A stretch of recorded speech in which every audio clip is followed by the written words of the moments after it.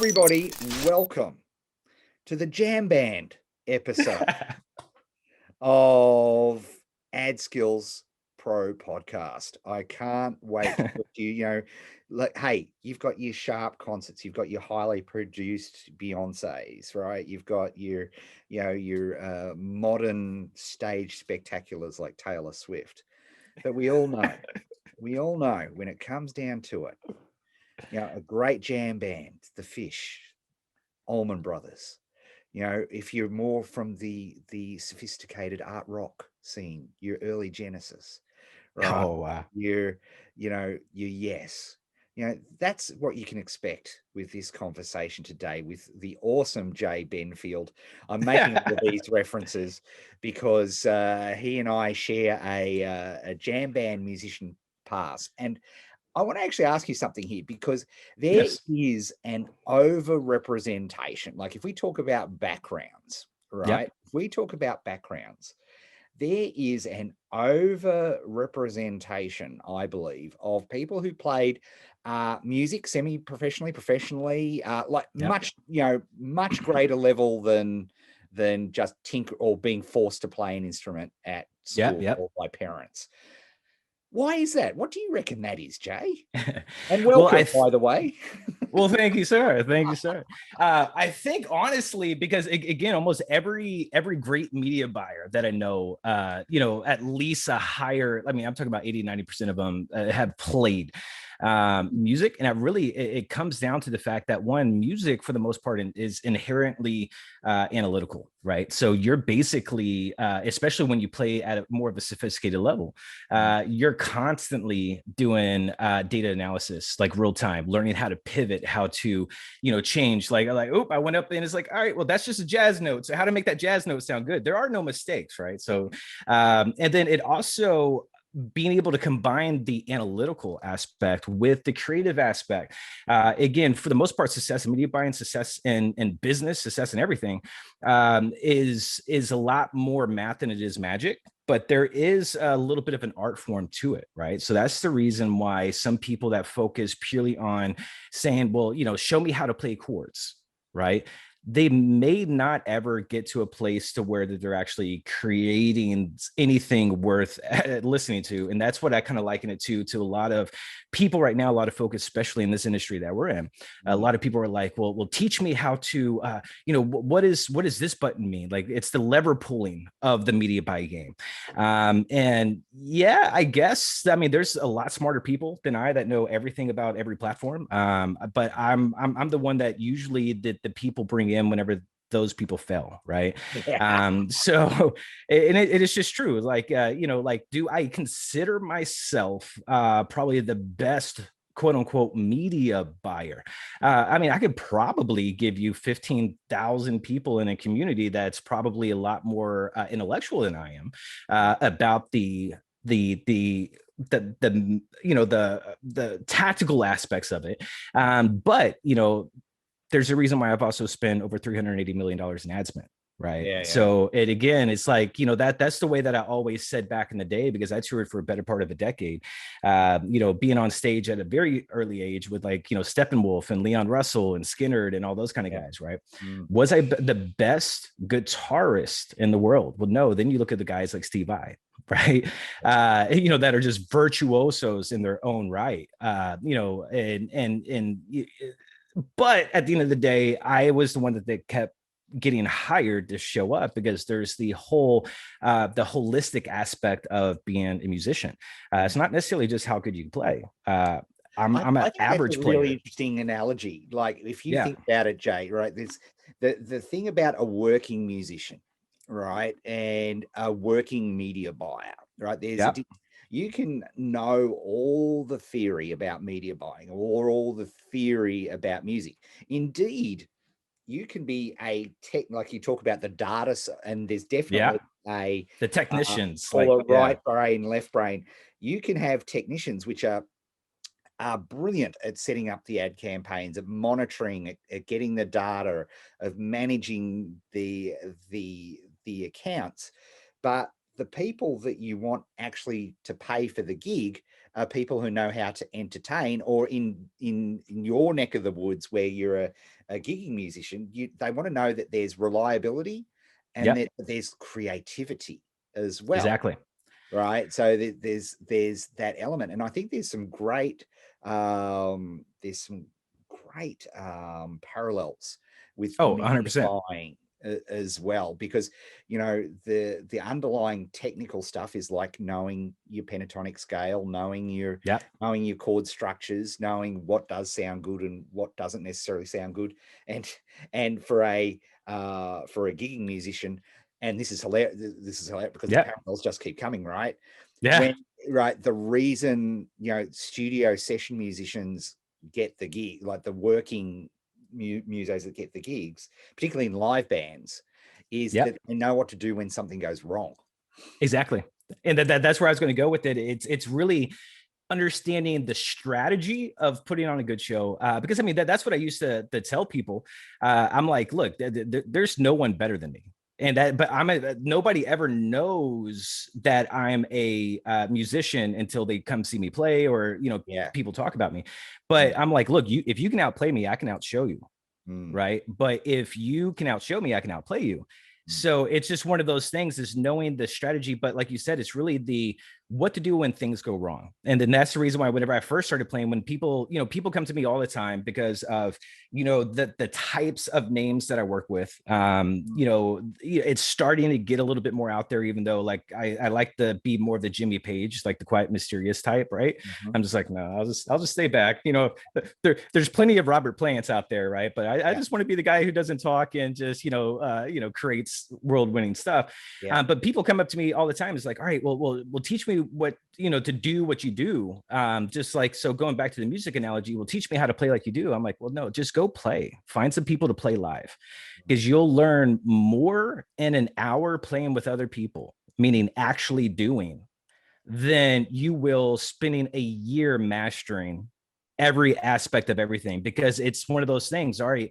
And this kind of goes back to, one of the key talking things that they sent is like, hey, like, so what have you really noticed about the whole iOS 14? Yeah. How does that have like affected? And with me, my viewpoints definitely make me unpopular in some circles. No. But it's, yeah. And I definitely have some strong stances, but I'm like, like I had some clients say, like whenever it first started coming out, it's like, hey, have you heard about this? I'm like, yeah. They're like, well, what are your thoughts? I'm like, who cares? Who cares? Well, what do you mean? Like, what are you going to do to safeguard and like, what if this affects things? I'm like, well, one, you don't pay me to be a bodyguard. You pay me to be a mercenary. Right. So you have to trust that even when there's feedback on stage, and if I miss a note, or if something, outside of your control, like the sound system, things that can happen. Yeah. I'm still going to put on a show, and I'm still going to ensure that you get to your end result. Right. Yeah. So, and again, I think I'm a little bit more jaded because I've been around this thing, 16, 17 years. Right. I remember before Facebook was even a thing. Right. I remember before AI optimization was the name of the game. Right. So I remember all this other kind of stuff. I learned very, very quick, not to ever put the reliance of my business's success in the hands of something outside of my control. Case in point, maybe you have heard of this one thing back in the day. It was a revolutionary training that a lot of people went through. It was all about how to make your first dollar online, called the Challenge. Have you ever heard of that? I have, actually, would you believe? Yeah. Yeah. I seem to recall the guy who ran it was particularly handsome. He was an Nancy, or he was right. he was handsome. Yeah, I bought it. Anyway, yes, go on. Go on. But anyway, so here's the thing, like going back in that, and then even, think about even Justin Brooke right now, right? A lot of people that follow him now don't know about him way back then, whenever he, had sitefling.com, right? Yeah, An that's SEO right. agency, right? Yeah. So then that's the thing. It's like, going through those trainings, even early off in my career, like I had some early successes in the DR and stuff like that. But that's whenever I was just like, wow, like here is something, through, everything that he was training with all of his SEO videos. I mean, me and Justin even, went and created a course together all about, the whole Web 2.0, the pyramid, the good stuff Yeah. back then, whenever it was easy. Yeah. And that's what I kind of likened today is the with the whole AI optimization, but we'll get to that point in a minute. But then I went out there and I was like, man, I could sell this. Like I can go out there. So that was my first crack at an agency, right? I was getting $3,500 a month SEO clients, and I had 10 of them. Yeah, which back in those days was big dollars. Big dollars. I mean, you're talking about like prior to that, I was, fresh off the road. Like I made good money off the road, but I think, going from making $100,000 a year. Yeah, I was going to say not 3,500 by 10 by every month. Yeah, $35,000 a month, right? Yeah. Back then, I was 17, 18, 19 years old making $100,000 a year. I was touring 280 shows a year, right? Yeah. But the caveat is whenever I had my son, then it's like, oh, well, daddy can't be gone on the road. He's not a rock star anymore. So I was like, oh, it'd be fine, right? Like it'd be fine. I'm used to it. I got a decade of experience until like that first year. I think I got off the road. I made like $9,000. Yeah. So then to transition a couple of years later to where you're 35,000, I'm like, man, this is great, until what happened. Right. So then all of a sudden, that's whenever I learned really quick that, if Panda ever or at that point in time is Panda, but if Google ever decided to change their algorithms, guess what? My whole selling prop was gone. My results were gone. My business, my life was gone. Within a year after that, I didn't know how to transition. I didn't know how to pivot. I didn't know how to do those things. Like in music, it's just like, all right, things go wrong. I got that. If I hit a wrong note, I'll play it off.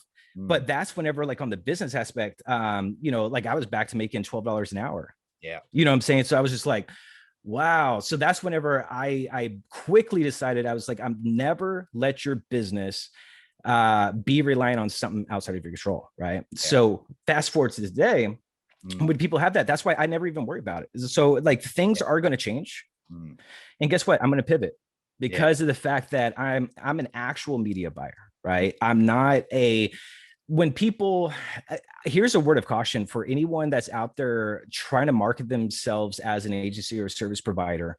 I would just, under a PR aspect, for the sake of your business long term, be very cautious on how big of a deal you make about iOS 14, the doom and gloom of it all. Because essentially what you're going out there and admitting is that I have no idea what I was doing. I was throwing spaghetti against the wall, and I don't have marketing fundamentals of how to actually attract people. So what I was doing was reliant upon all of this AI optimization, all of these data sets on your dime. So you were paying me to figure all this stuff out on your dime. And then they were good tacticians. They were going and learning, all right, like let's cut, let's, do all that kind of stuff. But a true media buyer, like I come from the old school prior to that, right? Where it's literally, you had demo targeting and demo and geo, and that's about it. It was all about impressions and clicks. And then honestly, that was the happiest time because it was so simple before all of this. And then, so I'm like, if the internet shut down tomorrow, I still know how to go out there and attract my ideal prospects for my agency clients. And if I need to go door to door and knock on them and give them a flyer, I'm going to do that, right? That's the true media buyer, because I know how to get the customers. So, and it's kind of like, Top Gun, here's another 80s reference, because now with all of the guitar speak that you gave me, I remember my go-to thing whenever I was playing a gig was, how many different songs can I throw in the Top Gun theme song?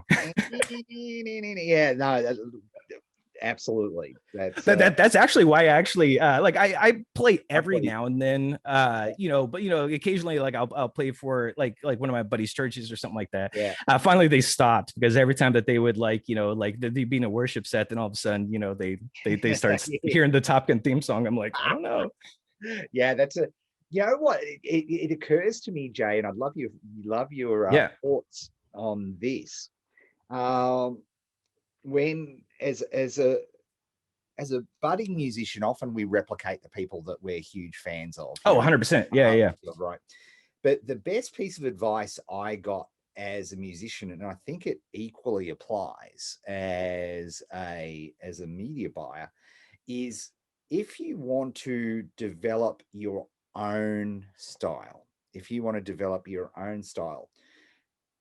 don't study well, I'll use Eric Clapton.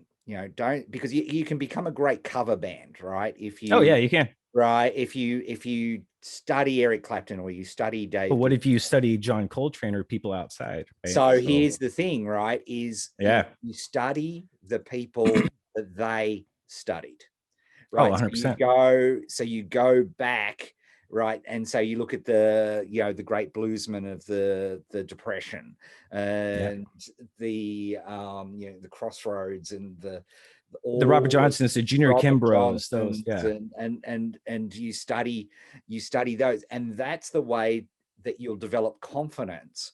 Because Oh, rather than 100%. just having one arrow in the bag, which is I can sound like a Dave Gilmour or a Jimmy Page and that's all you can do, you Yep. then develop up your own flavor. And it occurred to me just then when you were speaking that same goes with media buying, because there are certain fundamentals, like you must cackle. Justin and I just break up over this when we're on Skype, which is, first party data. What's really hot right now is first party data. Yeah, we've really got to, all the millennials. What a new concept. Bless you. First party data. And I go, oh, what's this fancy concept, first party data? Oh, you mean you really should collect people's emails and phone Yes. numbers and maybe addresses? What Yes. what a What a shock. novel idea. What a concept.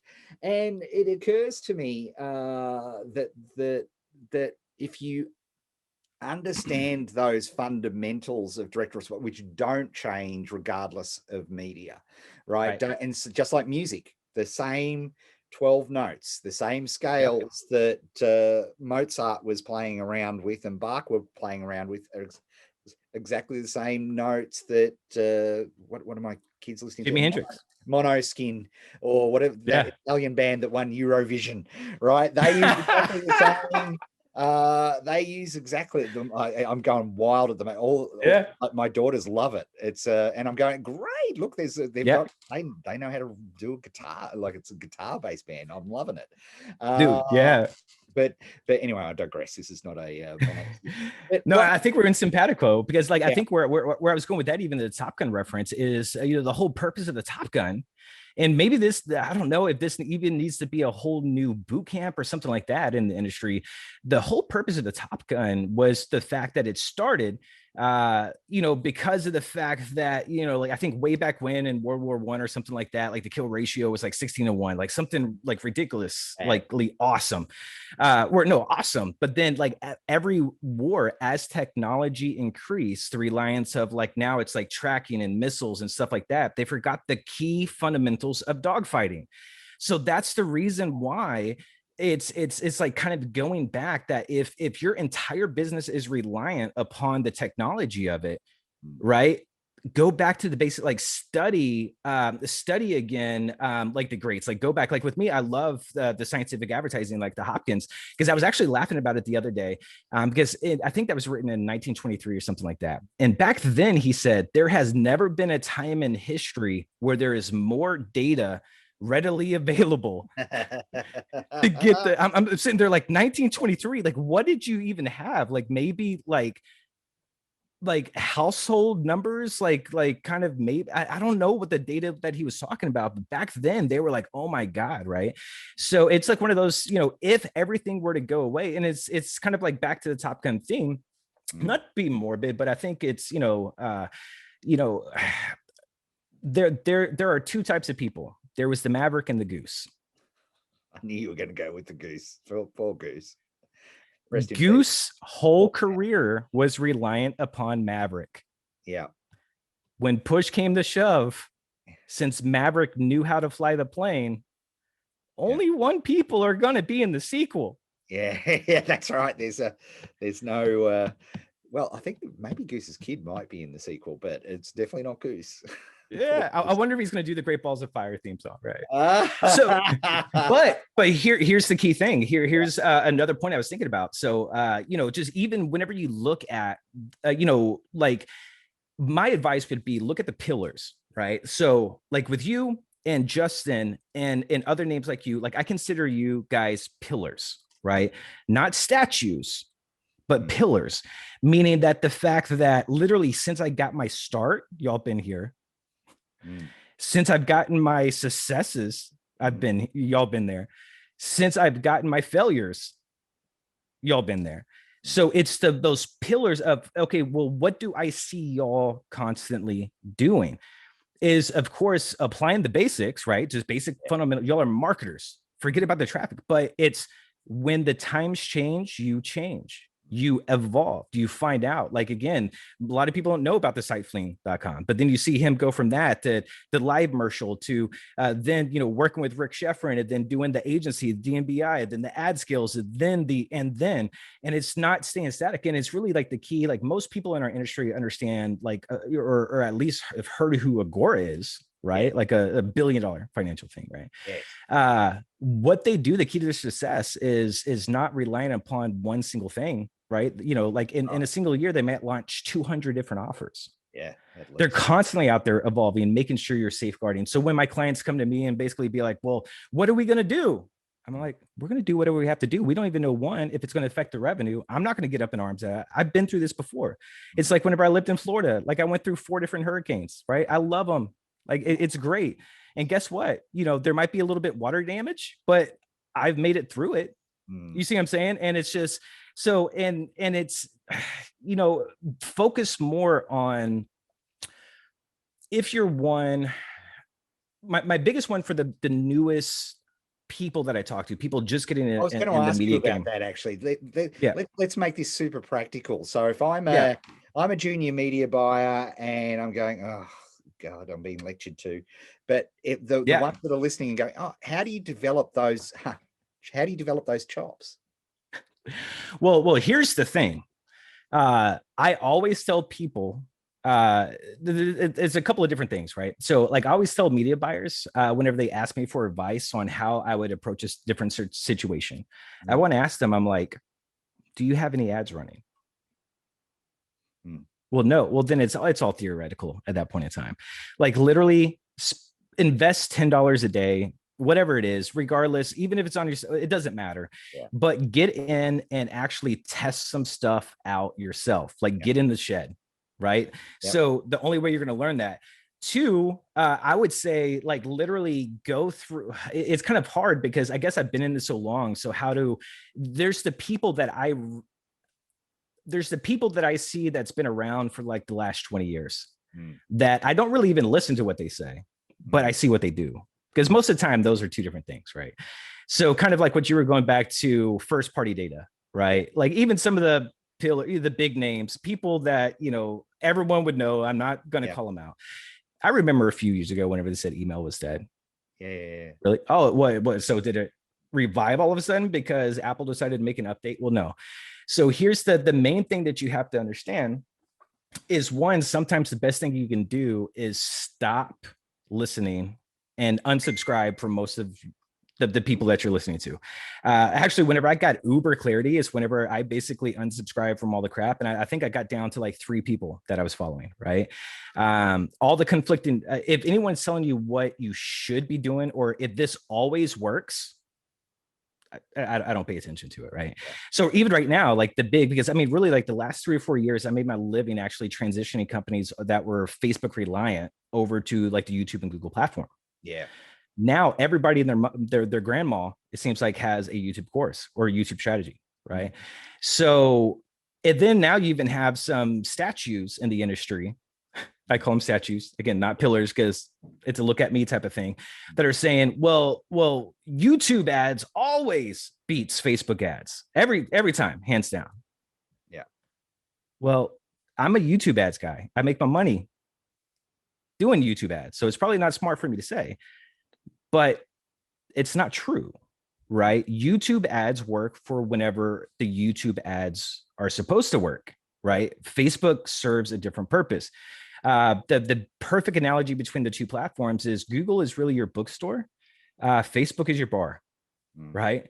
2 different. So it's really understanding more of the psychology of people, like learn more about consumer psychology than lever pulling.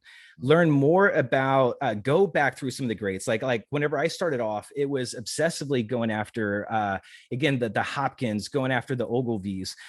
Believe it or not, a guy that I like the concept, because not so much for what he taught, but for what I saw him do. And I just gleaned a lot of it, which is a guy that I'm not even sure is still around, but Joe Vitale with hypnotic copywriting. Mm-hmm. Right. So I got his book one time, and that was because I studied the copywriting, but not so much to say, Ari, if you always end a word with ly, that means you're going to increase. Well, no, like, what is the psychology of the human? What are they trying to get, to?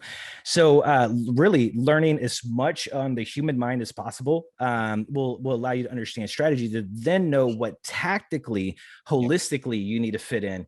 And it's kind of like creating those systems, right? So if all you're trying to do is be a cover band, there's a million and one, it seems like, Facebook ad agencies. Everyone has a Facebook ad agencies. Well, the moment Facebook changes, guess what? The selling prop is off. Right now, the new gold rush is a YouTube ad agency. Well, guess what? Like, one of my clients right now is actually selling people how to start their own YouTube ad agency. They consulted with me. They're like, how do we get people on YouTube, to teach them how to get people on YouTube? But I digress. Anyways, but so the interesting thing, Jay, though, like, and this brings us home with the conversation where we started out with this music, this why do musicians make good media buyers, is that approach to fundamental. Because here's the thing, that if they're playing a 12-bar blues, right, you've got a world of that simple chord progression has launched 1,000, 1,000,000 songs, right? And that it's that same fundamentals approach. If you've got solid fundamentals, and this is for junior media buyers, if you've got and what I'm talking about solid fundamentals is, as Jay pointed out, it's the psychology of buying. And broaden. And what I try to do, because I think about, what do I listen to now? So